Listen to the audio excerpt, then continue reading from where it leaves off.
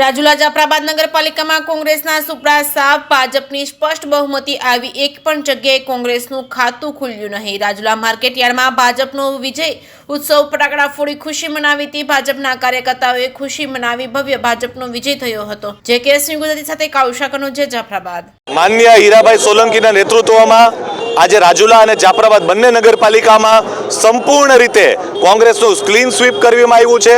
એમાં રાજુલા નગરપાલિકામાં 28માંથી 28, જાફરાબાદ નગરપાલિકામાં 28માંથી 28 અને જેમ કહેવાય પ્રયાગરાજમાં ગંગા યમુના અને સરસ્વતીનું મિલાપ થયો છો એવી જ રીતે રાજુલા જાફરાબાદમાં હીરાભાઈ સોલંકીના નેતૃત્વમાં આજે ભવ્ય વિજય થયો છે અને રાજુલાની પ્રજાએ જાફરાબાદની પ્રજાએ કોંગ્રેસના ક્લીન સ્વીપ કરી નાખ્યા છે એવો આજે માહોલ જોવા મળ્યો છે।